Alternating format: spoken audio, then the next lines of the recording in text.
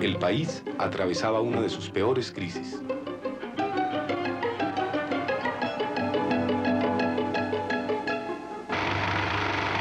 Sin embargo, algo distrajo por esos días las penurias del país. La llegada a Colombia del cinematógrafo, con su acopio de vistas de otros países y con las películas de los hermanos Lumière, que mantenían fascinados y en vilo a todos los espectadores.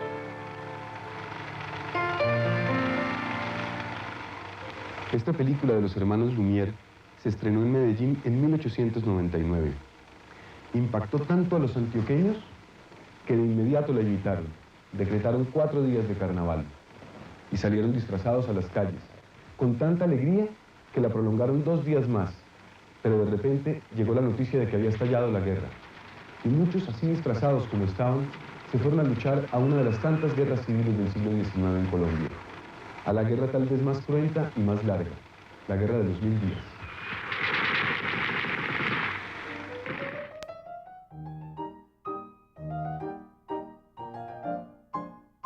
La primera alusión que hay sobre la llegada del cine a Colombia data del 13 de abril de 1897, cuando uno de los camarógrafos Lumière que repartieron por todo el mundo, concretamente el francés Gabriel Baire, quien era farmacéutico y decidió alistarse literalmente en las huestes de los señores Lumière como filmador, en su gran recorrido por toda la costa caribe, empezando por México, desembarca en Colón, Panamá, que en ese momento era parte de la República Colombiana. De allí decide hacer una especie de recorrido, sale después para Maracaibo, concretamente para la península de Maracaibo, y allí alguien le gana de manos, que es un término muy coloquial en el sentido de que esta persona que compra el aparato decide introducir el cine, comillas, en Venezuela y a su vez entra a Colombia por Cúcuta y Bucaramanga. El señor Gabriel Baire llega a las costas colombianas, concretamente a Barranquilla, y se deja de alguna manera ilusionar por lo que es el trópico, el famoso río Magdalena, y comienza un viaje casi de aventurero, remontando el río, pasando por Calamar, y te llega hasta Honda. Desafortunadamente no llegó a Bogotá, donde él de alguna manera pensaba como dejar la semilla del cinematógrafo, y decide regresar nuevamente a Barranquilla y salir nuevamente para Francia, un poco arrepentido, producto de la fiebre, del paludismo de un trópico al cual no estaba preparado. Toda cinematografía que se respete tiene un padre, no putativo, sino un padre real, genético, si cabe el término. Y creo que la cinematografía colombiana le debe a los Di Domenico hermanos todo el desarrollo de nuestra industria cinematográfica. Panamá era naturalmente una ciudad en ese momento donde, después de que el canal de Panamá se construyó y todo, daba oportunidad de trabajo. Y todos los emigrantes italianos, sobre todo de extracción campesina, de extracción obreril, que era la parte más pobre de Italia, que era el sur, provenían casi todos de ellos, así como fueron a Estados Unidos y a Argentina y a otras partes del mundo. No, la primera emigración italiana no era de personas intelectuales en el sentido de que habían tenido una educación superior, sino eran personas que inclusive tenían una educación elemental no más, o casi elemental, muchos de ellos ni siquiera habían completado sus elementales. Él entró por Panamá y allá naturalmente fundó el cine. Ya él había tenido inquietudes cinematográficas con su hermano Vicente y habían hecho, inclusive fotografías y todo, eran muy fotógrafos y toda esa cuestión, empezaron a hacer cine, empezaron a hacer fotografías, etcétera, etcétera. Pero lo más importante es que él allá en Panamá fundó el cine, la primera vez que hizo un teatro o alquiló un teatro que se llamaba Teatro El Dorado, que estaba cerca a la Plaza de Santana de Panamá.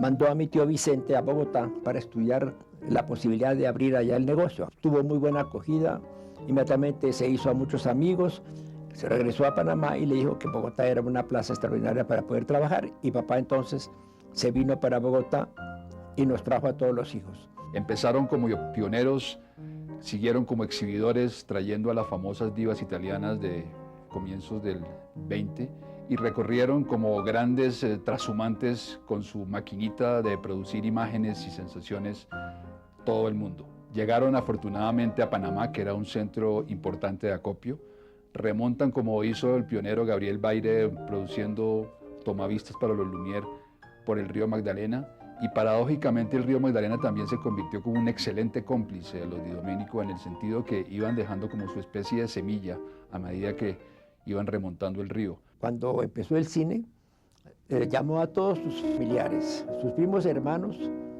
que eran Donato Di Domenico y Juan Di Domenico Mazzoli, uno en Cali, otro en Medellín, los cuñados, los hermanos de mi mamá, uno José Di Ruggero y el otro Herminio Di Ruggero, el más pequeño, y mi tío Vicente, hermano de él. El único que yo conocí fue a Donato, que estuvo aquí en Cali y en los años 20 fue de los fundadores de la Cámara de Comercio de Cali y presidente de la Cámara mucho tiempo, y pensó con otros socios que quizá se podía hacer cine en Colombia, y por eso se metieron en esa aventura. Nosotros fuimos los primeros que hicimos película aquí.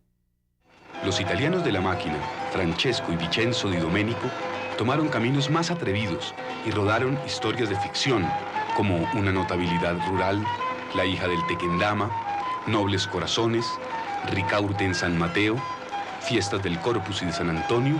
Y más importante todavía, que yo recuerdo muy bien, eran los noticieros que hacía mi papá. Por ejemplo, en un Corpus Christi, cuando había la procesión en la carrera séptima, papá desde el balcón filmaba toda la procesión, y como en esa época Bogotá era tan pequeñita que todo el mundo se conocía, todo el mundo sabía que fulana de tal, la comadre y todo eran perfectas, entonces filmaba toda la procesión, y eso era, digamos, por la mañana, al mediodía. Por la noche, en la función de la noche, se pasaba el noticiero. ¿Cómo se hacía? Mi papá llevaba el rollo, ese rollo lo desarrollaban, secaba las películas en unos tambores que eran como si fuera de listones redondos y todo, ahí se secaba la película hasta cuando se secaba y toda la tenían lista para proyectar. Era una hazaña en esa época de poder hacer un noticiero al mediodía, y que por la noche, cuando iban al teatro, se veía, mira, fulanita de tal, mire, yo estoy allá, mire, yo estoy aquí, allá. Entre función y función, los Di Domenico continuaban su anhelado sueño de afianzar en Colombia una gran industria cinematográfica.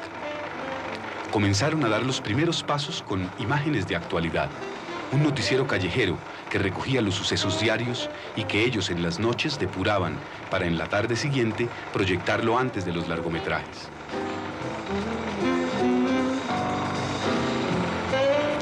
Por primera vez, las 150.000 almas bogotanas se vieron lelas de fascinación en sus cotidianos eventos de procesiones, actos sociales, fiestas religiosas y patrias. Las máquinas que se usaban en ese entonces eran Ernamen Cruz, alemanas, y se empataban 5 rollos, y había que darle manivela a esos 5 rollos, pero había que darle no con el brazo, sino con la muñeca, para que no hubiera ese movimiento en la pantalla que era molesto.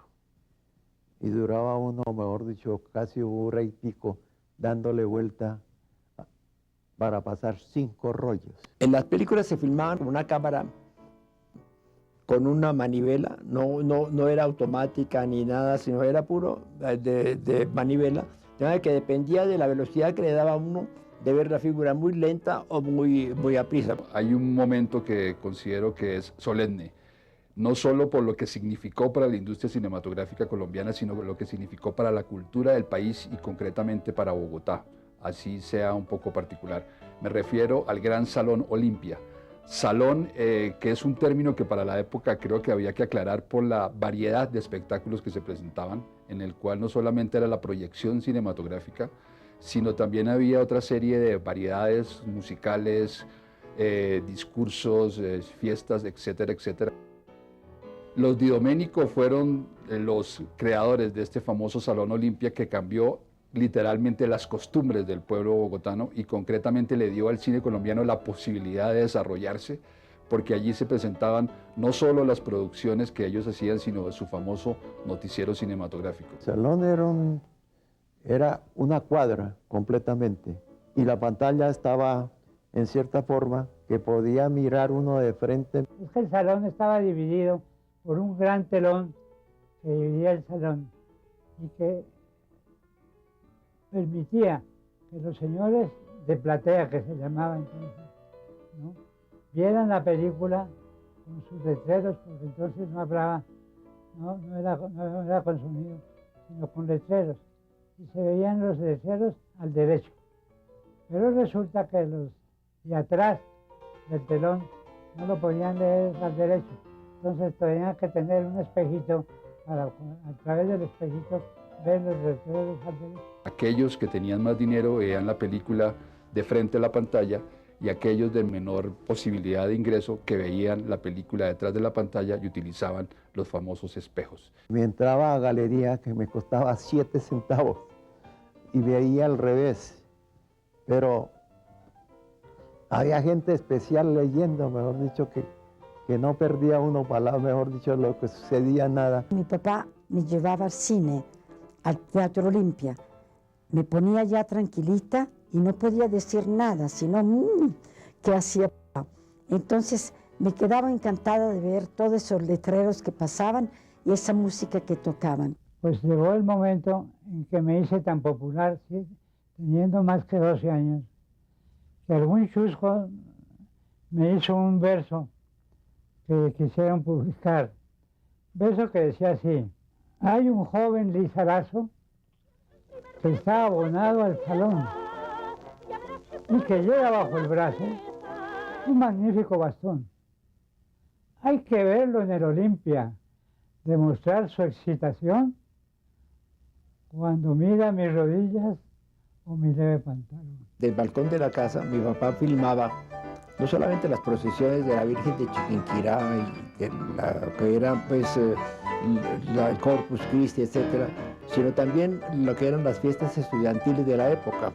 En esa época yo recuerdo que había una batalla de flores, una procesión prácticamente de algunos vehículos o algunos coches, porque en esa época había mucho coche de tracción animal, llenos de estudiantes y mujeres graciosísimas, todas disfrazadas, que se lanzaban pétalos de rosa o pétalos de flores unos a otros. Se llamaba la batalla de flores. Crean una de las más grandes industrias cinematográficas del país, que fue el Cicla, y en el momento de su mayor relevancia fue vendida a una empresa antioqueña que más tarde se convertiría en Cine Colombia. El cine se acabó porque papá vendieron la sociedad a Cine Colombia, entonces ya no tuvo más que salones ni nada. El inmigrante italiano Floro Manco tuvo una presencia muy destacada en la primera década del siglo XX. A él se atribuye haber realizado tal vez el primer documental autónomo en la historia del cine colombiano en 1914 sobre el Carnaval de Barranquilla. Y muy en la tónica de las realizaciones de la época, realiza en 1916 2 notas documentales cuyos títulos son muy dicientes para el estilo de trabajo de la época. Una de ellas se llamó De Barranquilla a Cartagena y su contraparte, la otra, De Cartagena a Barranquilla. De origen italiano como los Di Domenico, se puede decir que se la caracterizó por concretamente registrar acontecimientos y hechos cotidianos de la ciudad de Barranquilla. Algunas personas han considerado que esto es un gran aporte para la cinematografía nacional y eventualmente fueron importantes, hablando en términos un poco modernos, que podría ser como el padre de los hot movies o los trabajos familiares en términos de una cinematografía como la colombiana. La tragedia del 15 de octubre, firmado por los hermanos Di Domenico, hace referencia directa a los asesinos del general Uribe Uribe, famoso caudillo liberal y considerado como uno de los magnicidios más importantes del siglo pasado. Concretamente se basa en un reportaje, si le damos de alguna manera una forma coloquial a estos dos personajes llamados Galarza y Carvajal. Un hecho de tanto impacto en el discurrir nacional tomó dimensiones de verdadero escándalo cuando los hermanos Di Domenico, empeñados en realizar la reconstrucción cinematográfica del hecho, contrataron a algunos testigos y a los 2 asesinos por 5 pesos, con la autorización del director del Panóptico, que abrió las rejas de la cárcel para que ambos, una vez más, ultimaran la vida del general. La película fue exhibida y los peores comentarios no se hicieron esperar. Él no sé cómo hizo para entrar al Panóptico, a la parte de la cárcel y filmar a los asesinos que las habían cogido y entonces iba a, en esa época pues no había censura tampoco, pero iba a presentarlos en el teatro. Le prohibieron porque eso podía producir un escándalo o un estado de emergencia nacional, porque podía haber alguna revuelta, alguna cosa por ese hecho. Entonces le prohibieron de poderlo presentar, pero lo filmó. Se dice que los Di Domenico simplemente utilizaron a este par de asesinos para hacerse publicidad. Yo me acuerdo que me contaba mi papá que eran los dos asesinos arrodillados pidiendo perdón, ¿no? Es decir, era una cosa de cine, un montaje extraordinario con los verdaderos asesinos de eso. Antes que una cinta censurada políticamente, pienso que es un testimonio que desafortunadamente se perdió para la historia del cine colombiano y había que reconstruirla a partir de los verdaderos valores políticos del país y lo que significó tanto para uno como para el otro el hecho del asesinato de este caudillo liberal que fue Uribe Uribe. Sin embargo, la historia perdonó de alguna manera a los Di Domenico por el hecho de tener el único testimonio real sobre el magnicidio.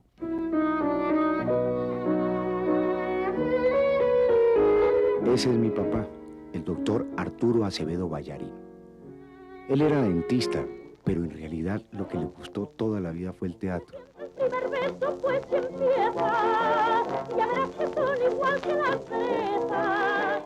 Por cierto, los amigos le decían que él era el único dentista que se le ocurría sacar piezas de teatro y para colmo nacionales.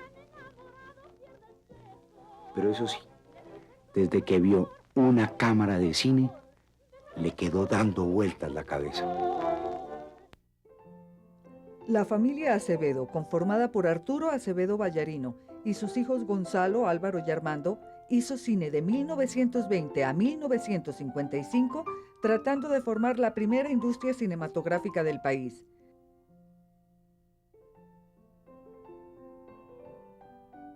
Filmaron argumentales, noticieros, documentales, películas institucionales, educativas y de publicidad. Ellos montaban la guerra del Perú y entonces montaban un avión de una película de 35 que había llegado a Estados Unidos y después ponían el primer plano del capitán y la cosa funcionaba. Se asociaron con los Di Domenico, Gonzalo Mejía, Cine Colombia, Carlos Schroeder, La Metro y películas mexicanas. Filmaron contratados en Ecuador y en Venezuela y fueron corresponsales de noticieros extranjeros. Lo trataron todo, pero jamás lograron hacer industria ellos solos. Revelaban en bateas, secaban los negativos sobre bastidores de madera, editaban a ojo, sin lupa, sin moviola y hasta sin copia de trabajo. Muchas veces utilizaron película pasada. Es asombroso que sus trabajos se puedan ver y más asombroso aún que hayan podido vivir de ellos.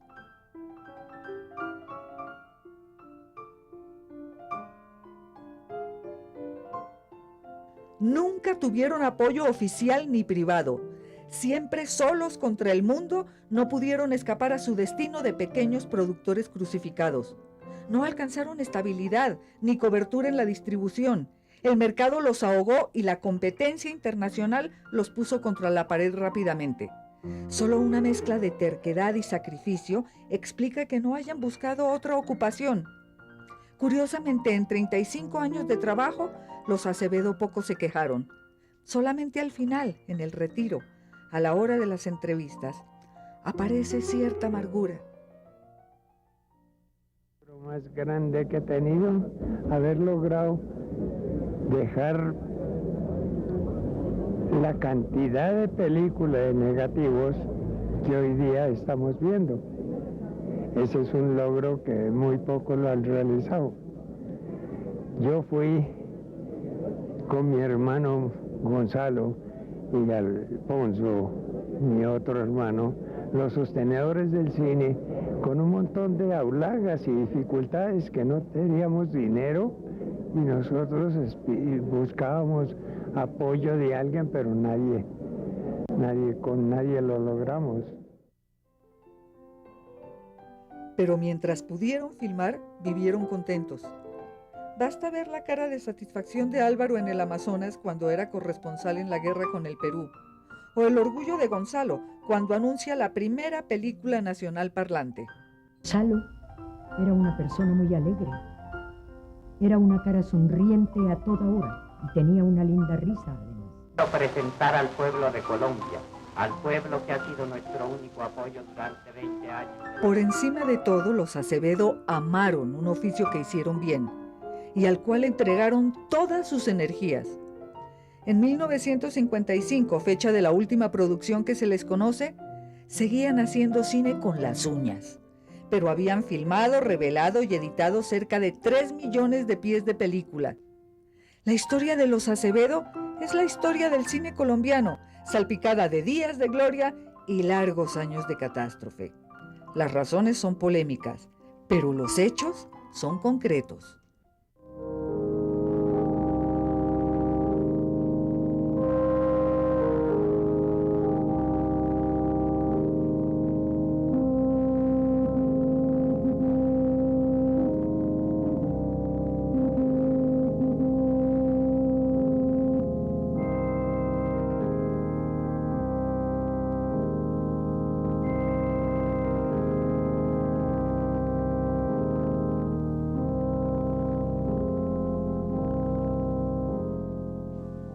Los primeros noticieros fueron una sensación.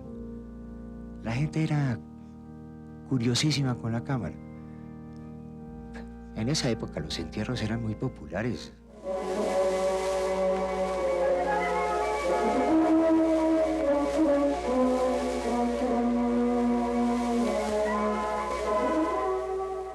En todas partes estaban las cámaras de los Acevedo.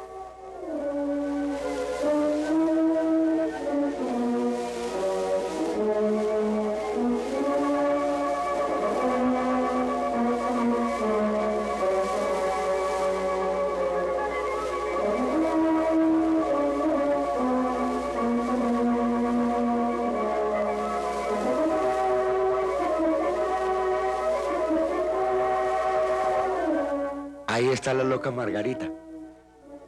Caramba, lo que hace falta el color. Roja, todo. Ellos fueron los Acevedos, los verdaderos pioneros del cine en Colombia.